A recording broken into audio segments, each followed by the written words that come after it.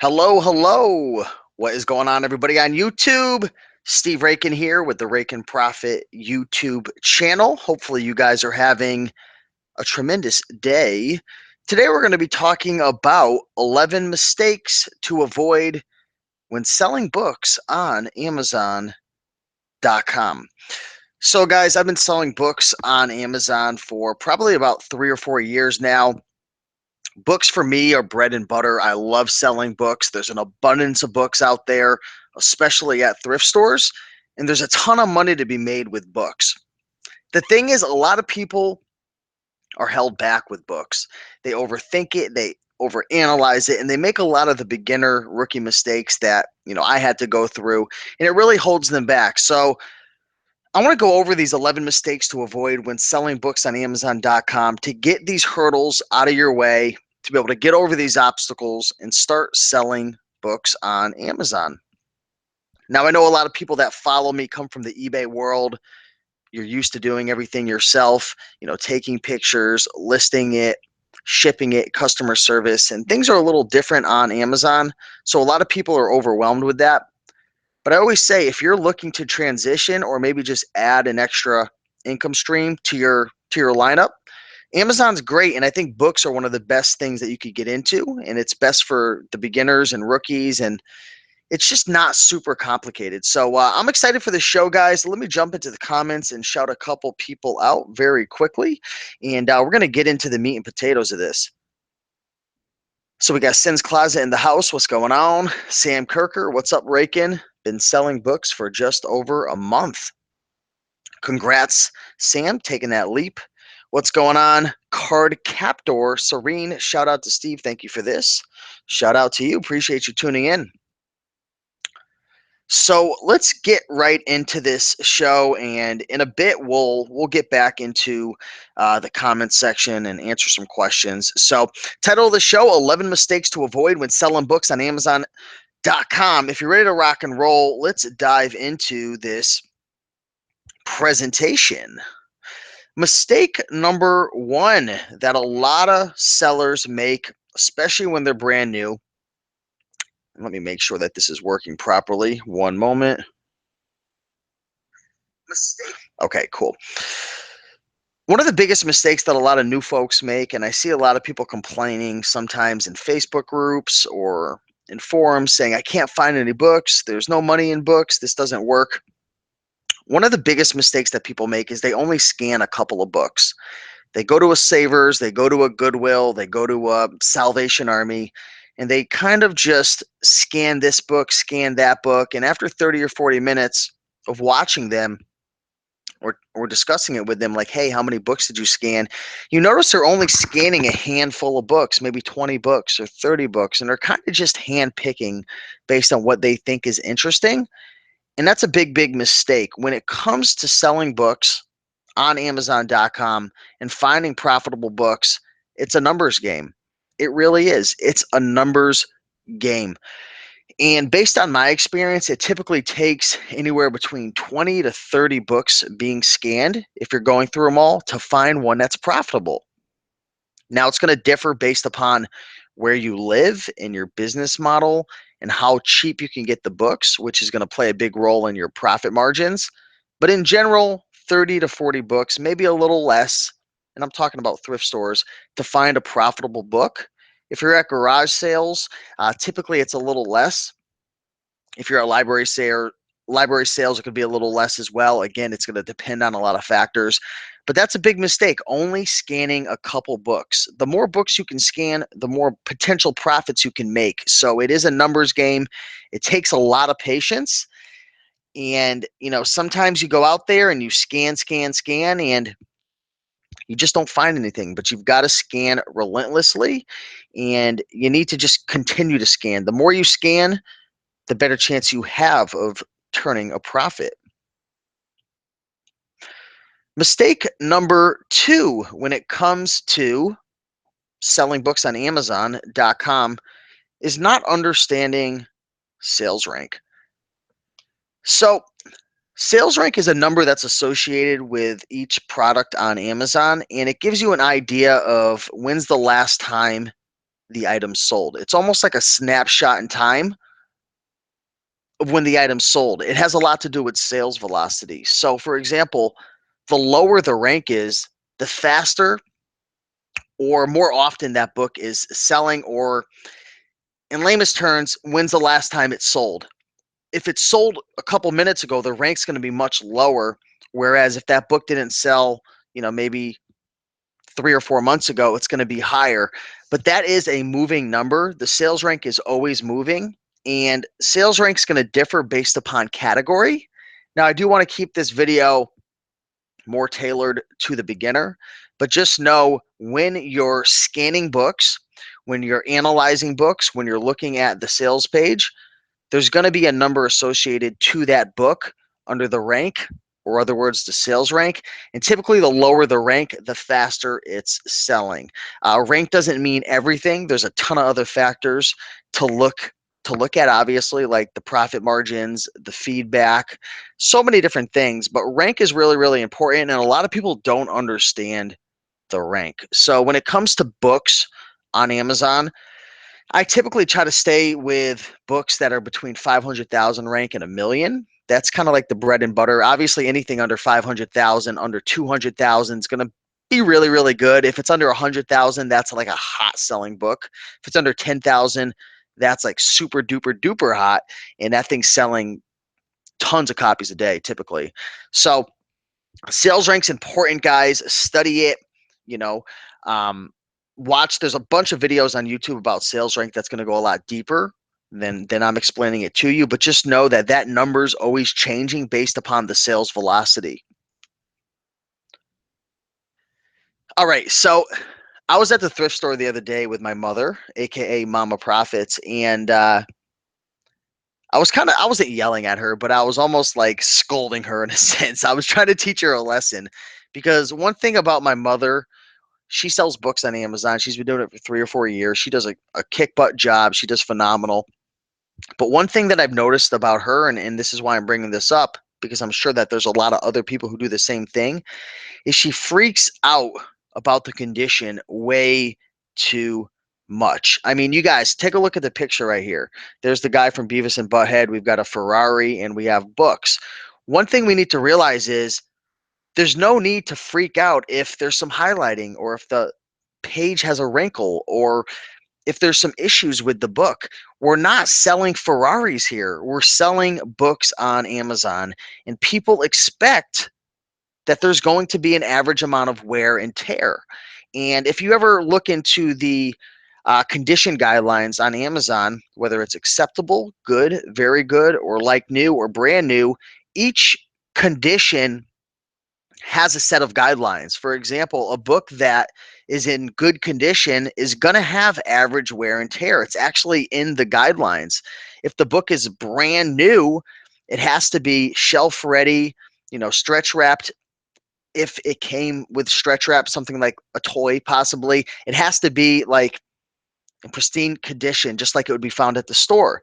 With acceptable condition, it's going to be, it's going to be, what am I trying to say? It could have highlighting. It could have, a ripped page. It could have some issues. It's built into that condition. Now, obviously, you want to go into the description area, and if there's like significance amount of highlighting, or if there's a page missing, or if there's a really big issue, obviously you want to put that in there just to minimize the amount of returns.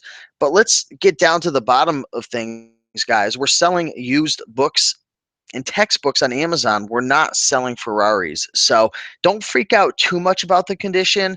One thing I always say, and my motto is always under promise and over deliver. So obviously you don't want to over promise and under deliver, which means you don't want to take a book that's in good condition and say it's very good. I would rather say it's acceptable or good, right? Under promise, over deliver. So if you keep that motto in your mind, you'll be fine. But again, guys, don't freak out about every single little tiny detail. You don't have to put in the description on page 56, there's highlighting on line number 6. You don't have to be that crazy about it. And I think a lot of people waste a lot of their time, you know, with the condition and inspecting the book, like too much. 20 or 30 seconds extra on 100 books, that's a good amount of time. So, um, do your research, be careful, but don't waste too much time. Mistake number 4 when selling books on Amazon.com is avoiding books without a barcode. So, in front of you is a barcode, and there's a set of numbers. It looks like there's 3, 6, 9, 12 numbers. And when you scan this, or if you look up that number, I believe is that the ISBN number? I believe, I'm not 100% sure, but when you look up that number, it'll actually bring you to the page on Amazon. It'll give you that specific information. It's a specific set of numbers associated with that particular product. It's a way to be able to identify the product. So a lot of people, they're scanning on their phone, whether it's FBA scan or they're using the Amazon seller app, which we're going to be talking about in a couple minutes. But a lot of people, they'll find a book without a barcode. Typically books that are older might not have a barcode, and they just skip it. They completely skip it. They don't open up the book. They don't type in the ISBN number onto their phone, and they just avoid it. And that's a big mistake right there, because a lot of people are making this mistake. A lot of people are passing up these books without the barcode because it's not super simple and it's not easy, and they're lazy in a sense. And I've been there before too. And since so many people are doing it, there's good opportunities there. There's profitable books that people are overlooking. So if you find a book that doesn't have a barcode, look at it as if that's a potential opportunity. While it might take you 30 or 40 scans of 40 individual SKUs to find a profitable book, I found that it might only take 10 or 12, you know, um, well, you can't scan it because there's no barcode, but 10 or 12 books to just analyze to find a profitable one if it's missing a barcode, because so many people are passing those up. So at the end of the day, if there's no barcode, open up the book, look for the ISBN number. You could type that in, and or if you're using the Amazon seller app, you can actually use the functionality that's in the top right hand corner of the app. Will allow you to scan the front cover of the book, and it's got some type of um, recognition software where it just recognizes the book, and it'll bring up the page that way and give you all the information. So mistake number 4, definitely do not avoid books without a barcode. All right. Mistake number 5 is not shipping through the FBA program. So if you're brand spanking new, FBA stands for Fulfillment by Amazon, and that's a program that allows sellers to ship in their products to the Amazon warehouses. There's warehouses all over the country, and when it gets there, they're going to store your item for sale. It's going to be listed on Amazon.com, and when it sells, they're going to pick the item from storage, they're going to ship it, they're going to deal with any customer service, and essentially, at the end of the day, you're going to be collecting a check. And I love the FBA program for many various reasons. I'm not going to go too in depth in this video about that. But number one, you could typically get more money for the books when you're selling it as an FBA seller versus a merchant. And you might be wondering why. The big thing is the free 2-day shipping. So 2-day shipping and then the free shipping. And another thing I love about FBA versus being a merchant seller, and being a merchant seller, think of it as an eBay seller. As an eBay seller, you're a merchant seller. You're fulfilling everything yourself. It's in-house. You're dealing with customer service. I like FBA because you can leverage your time. You can focus your time on sourcing, and then you send it off to FBA, and they handle everything else. So you might think that you'd actually make less since you're outsourcing that service, but at the end of the day, you can typically make more money, from my experience, just because you could typically get a premium going with FBA versus as a merchant. Now, things are changing a little bit. The fees have increased for FBA. Long-term storage fees have increased as well. So things are changing a bit. To be 100% honest, I'm not 100% sure um, if it's still as profitable to be FBA versus a merchant. I haven't looked into that too much, but for the people who are watching live right now, give your take on that, because I know a lot of people as of late have been starting to sell more as a merchant versus FBA. So I do want to put that disclaimer out there that I'm not 100% sure the effect that that's made.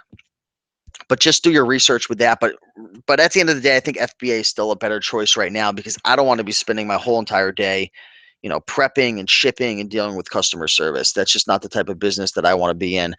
Number six, mistake number six when it comes to selling books on Amazon is not using a handheld scanner.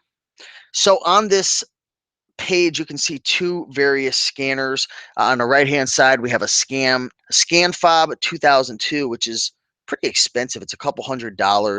It's a little mini Bluetooth electronic scanner, and essentially what it does is it pairs up with your phone. It's handheld. It's not connected with a wire or anything, and allows you to scan the barcodes on the back of the books, which in turn allows you to analyze many more books than you would ordinarily be able to do with your camera phone. So that's a scan fob on the right-hand side. On the left-hand side, I believe, is a KDC 200, I want to say. I've never used the one on the left, but I believe they're much cheaper, 50, 80 bucks each. So I would definitely do your research into that scanner. But really, at the end of the day, it's a tool that allows you to scan books much faster. And like I said before, guys and gals, the name of the game is scanning as many books as possible, right? The more frogs you kiss, the better chance you've got of getting lucky. So mistake number six, not using a handheld scanner, especially if you're full-time. I have one. Sometimes I use it, sometimes I don't. It just depends because I sell books part-time. But just know that tool is available. Let me dive into the comments real quick, make sure everything is running smooth. Looks like we have 71 people watching live. So if you guys are enjoying this so far, be sure to hit that like button. I would definitely appreciate that. It means a lot to me. Lets me know that you're enjoying this video. The Jeep Widow says, is there any way to put books in a box and have Amazon process and label for you? Yeah, you can actually opt into that and have them label it for you. I believe it's 15 cents per book for them to label it for you. But I mean, labeling it is super quick and easy. So, I mean, especially if you're new, I would advise just doing it yourself. Joe Trombley says the ScanFob 2002 is too old. Yeah, that's an older version in the picture. I believe there's a 2000, was it the 2006 model, I believe. I just found the first image off of Google and put it there. But look for the ScanFob. Go on Amazon and find the one that has the best ratings. Looks like Amazon Seller 99 says, I use the Socket Scan 8CI, now 800, and it's awesome, but you can get away with a cheaper one. So there's a bunch of various scanners out there, but just realize this tool is available, this Bluetooth scanner, and it can help you to, scan more books. So it's definitely a tool that can help you out. Mistake number 7. And before we go on, let me know in the comment section, how do you guys feel about learning through presentations? I haven't done this a lot. I put together this PowerPoint presentation for you guys. Are you enjoying this, or do you prefer, face to video? Do you prefer just a screen share? What do you guys like? Let me know what you think about the PowerPoint. Mistake number 7 is trying to guess which book is profitable. So, like I said before, and I think it was mistake number 1, only scanning a couple of books. Mistake number 1 and mistake number 7 are kind of correlated. Trying to guess which books are profitable.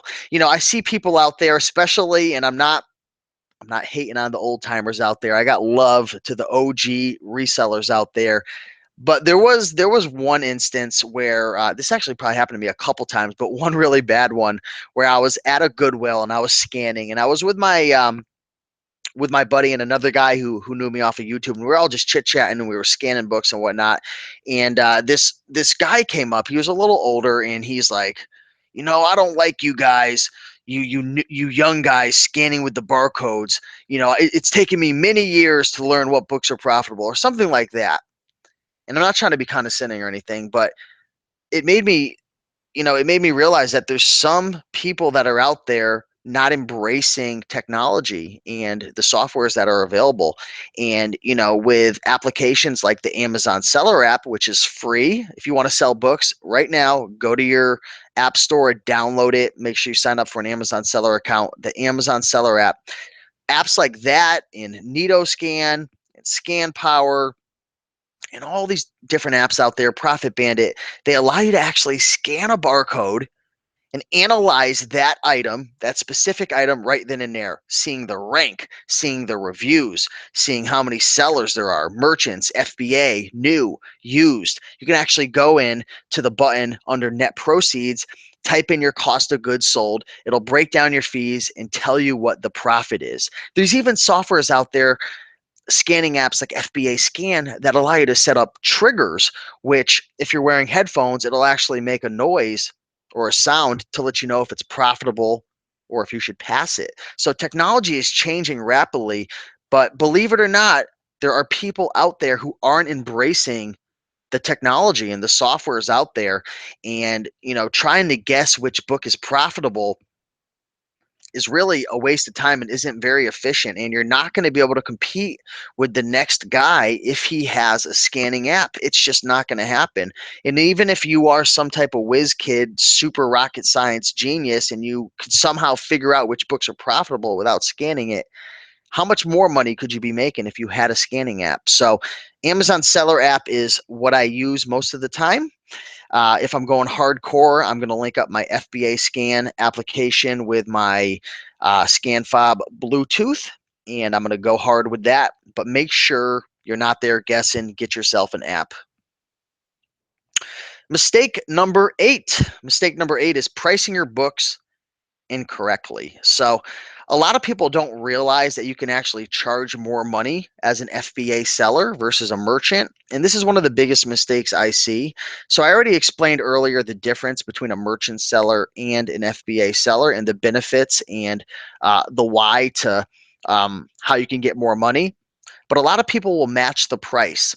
So let me give you a real life example. Let's just say you find a book about horseback riding, which is actually a very good niche to go after with book selling. Let's say you find a book about horseback riding and you notice that there are 10 merchants selling the book at maybe starting at $17.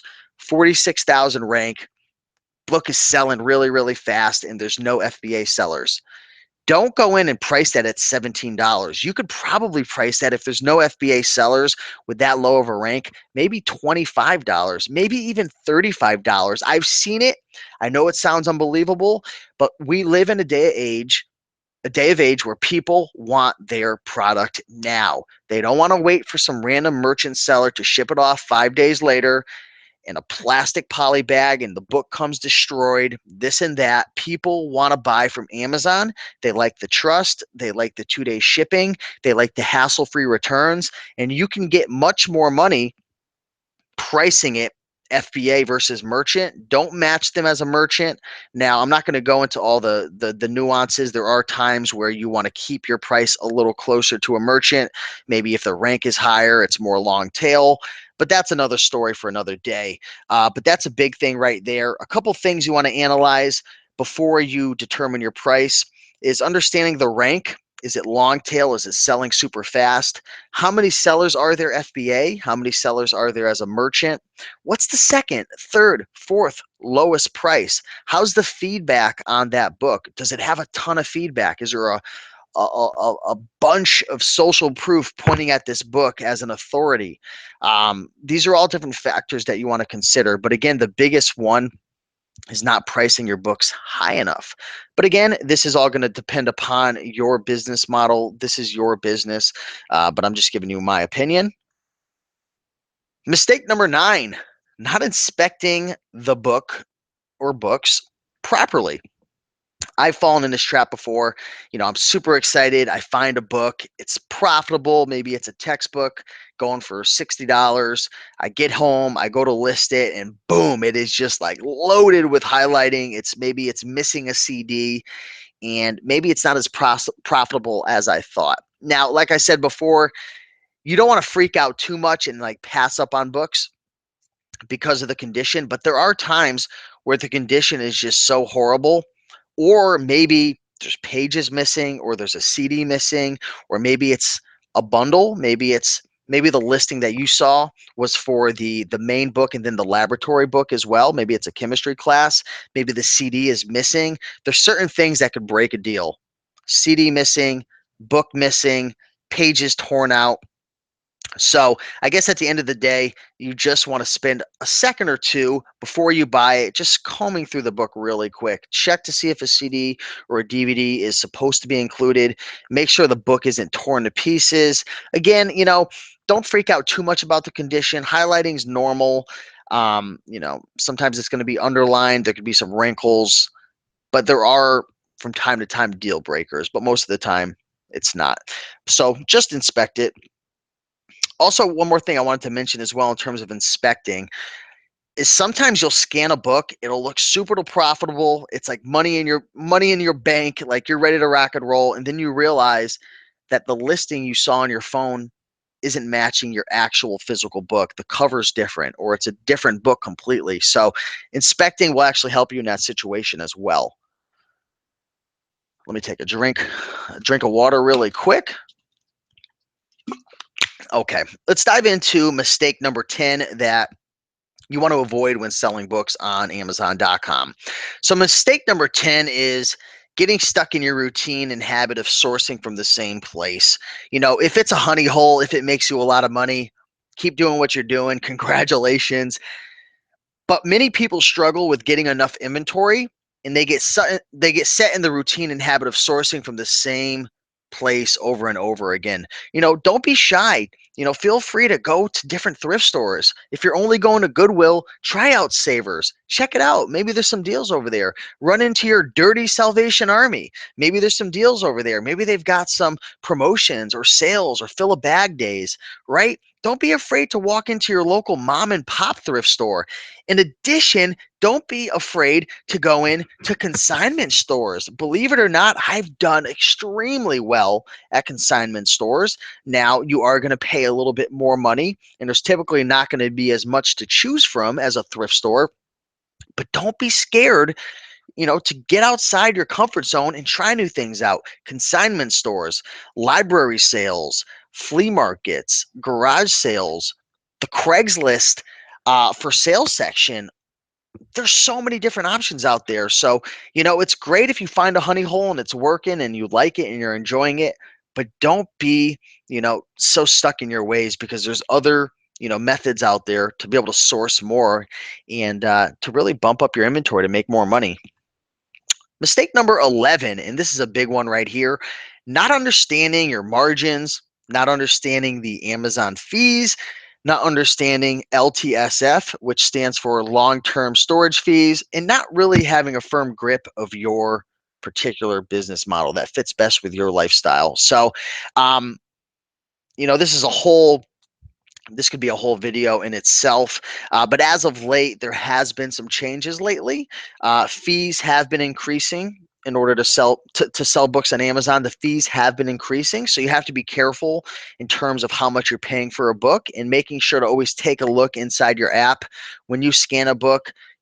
What are all the fees? What's the profit margin? Because you can't pick up a $5 book anymore and expect to make a profit. The fees are just too high. In addition, you want to make sure that you're looking into how long is this book going to take to sell, because now they've changed the rules to where you're getting hit with fees every 6 months, even on a single SKU of a book. Before, you were only getting charged on the multiple SKUs. So things are changing. Get a grip of your business model. Are you long tail? Are you the flip quick? Are you trying to flip it quick for a little bit of money? What's your business model? So, spend some time looking through all the fees associated. Again, I'm not going to dive into all the nuances of fees and everything. There's a lot of great videos on Amazon.com. Read through it, do your research, get acquainted with the Amazon seller app or whatever app you're using. Also, understand that there are going to be fees associated with you shipping in your books, right? Whether you're a merchant or you're FBA, we're talking FBA right now, but it's going to cost you money to ship your books to the fulfillment centers. Now you're going to get a great discount through through UPS or FedEx. So it's not going to cost a ton of money, but it really depends upon where you're located. Um, in terms of where the other warehouses are. We're in Connecticut. Sometimes I have to ship to California, and the price just eats away at my profit. So just, understand that there are fees associated, long-term storage fees, seller fees, shipping fees. And at the end of the day, you've got to make sure the margins are there and that there's enough profit, enough meat on the bone for you based upon your particular business model. So those are the 11 mistakes to avoid when selling books on Amazon FBA. I did want to mention really quick, I actually just went through, and I'm going through the course right now. There is a course by my buddy Jim Pickins, and I don't know if you guys follow him on YouTube. If you don't, be sure to check him out. He's got a great YouTube channel, but he's actually an Amazon FBA bookseller, and I've actually run into his girlfriend one time at a library sale in Connecticut, and I have a feeling he was there. I didn't see him. I think he was upstairs and she was downstairs. Um, but he just released a couple months ago a course, Book Selling 101, and the course is really, really good. I've been wanting to recommend a full out step-by-step course for the longest time. And there's been people that I've been associated with who have, membership sites and different, coaching programs, but there hasn't been like a step-by-step course that I was able to find up until now that I could refer my peeps to. And I want to say this is really good, guys. This is super, super in depth. I've been going through it alongside with Mama Profits, and I gave her access to it as well because she's big into selling books, and she's been loving it. She's been loving all the various videos. There's tons of videos in this, and it's great. It's probably one of the best resources I've ever seen step by step to sell books on Amazon. So if you want to check out that course, I am affiliated to the course. So if you go through my link, I would get a small commission, which I would appreciate. But I'm telling you guys right now, this course is really, really good. It rocks.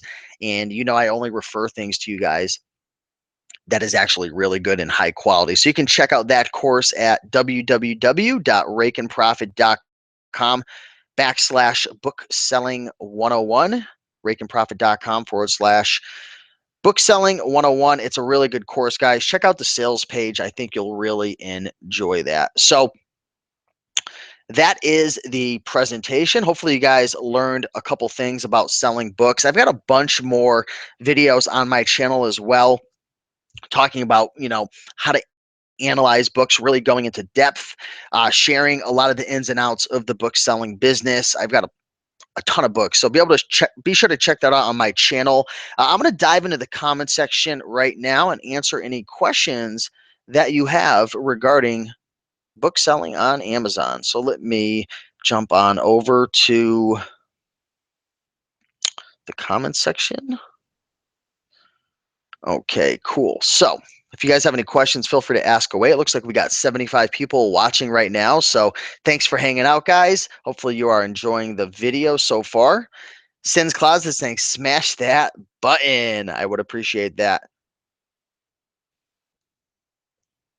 Samantha says, interesting. Going to look into that course for sure. Exactly what I'm looking for. Yeah, the course is reasonable too. It's only $97. And if you guys have been a part of the reselling community for a while, you know that that's dirt cheap, especially for the quality of that course. I mean, I'm gonna be doing an in-depth review, and I'm gonna talk to Jim about doing like a screen share, going through parts of the course, see if I could do that. But it's really, really good, guys. Trust me, you will not be disappointed with that.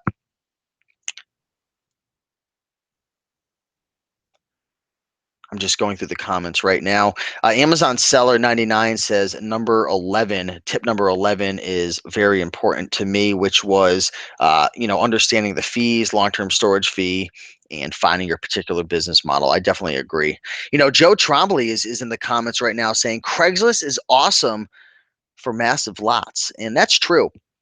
You will find people on Craigslist, um, OfferUp, who are getting rid of like an entire library of books, right? So keep your eye out. Keep your eye out on Craigslist.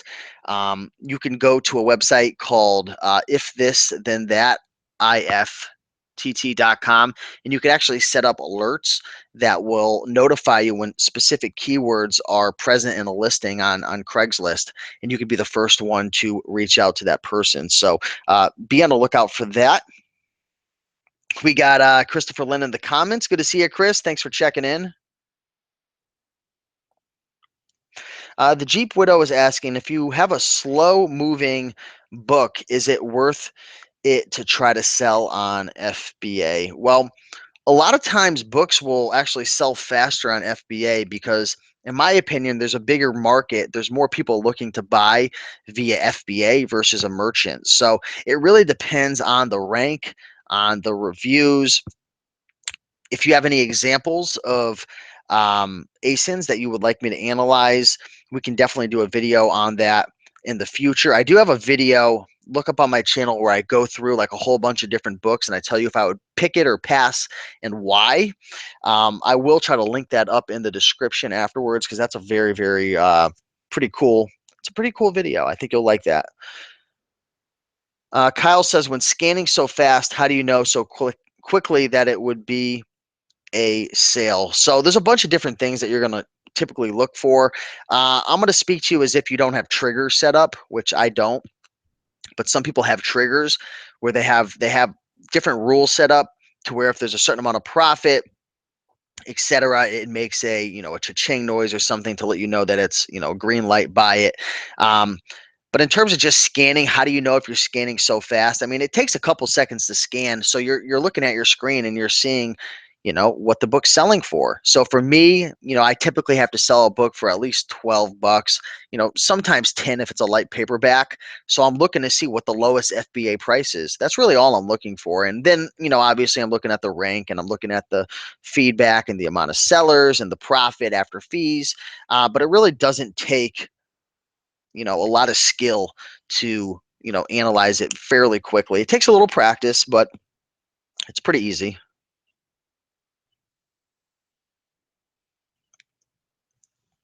So Joe's talking about the database mode on the app. So FBA Scan actually has a database mode where you can actually scan offline. It downloads the entire Amazon catalog, and instead of relying on the internet, which, let's be real, some places have horrible internet. I know we all have a thrift store that is just so bad, and I always think to myself, it's 2017. How have you guys not figured this out?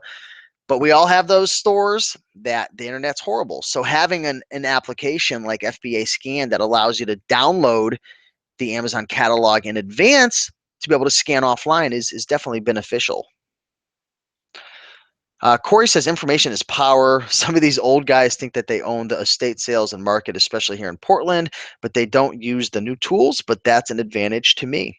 Yeah, we're in an era, guys, where even the young guns can compete with the OGs, with the veterans, because technology and cell phones and the internet, it's leveled out the playing field. So it's true.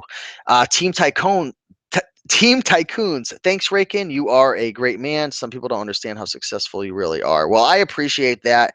I'm just an average guy, not super successful, just doing my thing and trying to document and help as many people out. So I definitely appreciate that. Somebody asked, how much does it cost to be an Amazon merchant? It doesn't cost anything.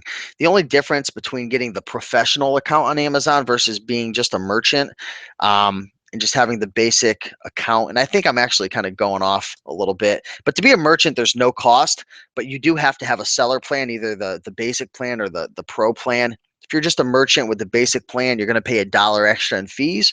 Whereas if you paid $39.99 a month for the professional plan, you're not going to get hit with that extra dollar. But there's no cost to selling, as an FBA seller or a merchant. There's just those two selling plans that you're going to have to consider. Brennan, appreciate that. Says, great show, Rakin, as always. Thanks for tuning in. I appreciate that. So I'm just getting back to the comments. I want to make sure to shout everybody out. Mischievous Mal, good to see you, girl. How are you?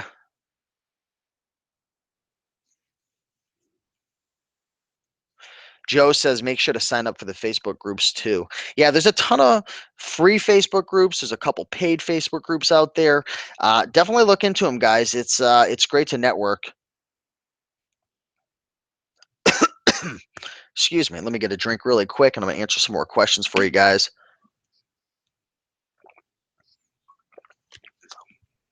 So, Mary says, do you recommend merchant fulfilled until you go full time? That's what I'm doing right now. I mean, it's up to you. For me, I'm running multiple businesses, and time is an asset for me, and I don't want to spend my time on Amazon picking, packing, shipping, dealing with customer service. So I prefer FBA. That's just me. But if you want to be a merchant, you can be a merchant.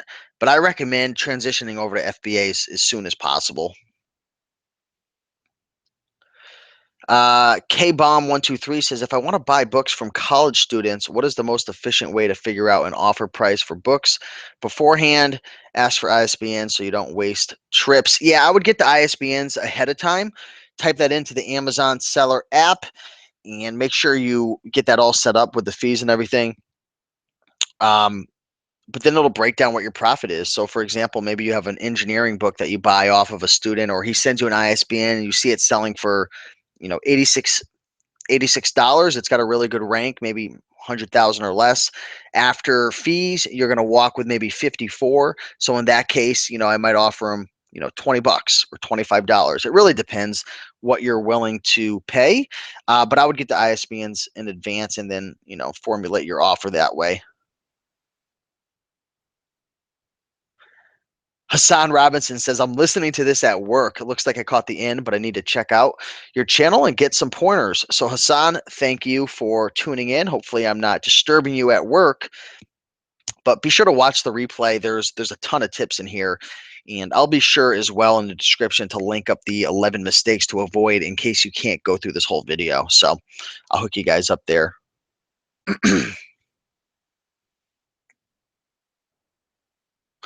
Reselling Diva, thanks for helping me to get started selling on eBay years ago. I started with men's clothing as well, but have went another route, been subbed for years. So Reselling Diva, appreciate the love and support and wish you the best of luck on your journey. Hassan says, I have about 30 books I got ready to sell. Then the fees scared me away. I just need to bite the bullet and try it out. I mean, yeah, the fees are high, but where else in the world can you sell books for such good profits and not have to, pick it, pack it, ship it, and all that, especially through the FBA program. So, what is a trigger? There's softwares out there that allow you to set triggers or rules within the software that will make a noise or notify you somehow if a book is profitable or not.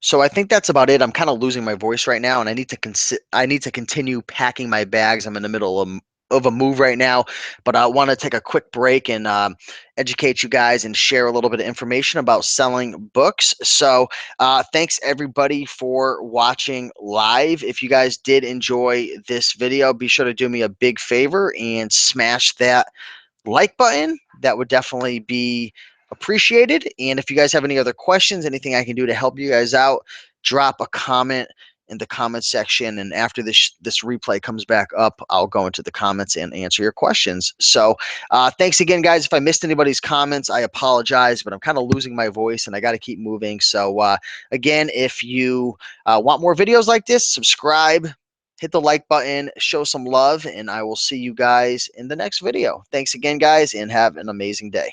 Bye.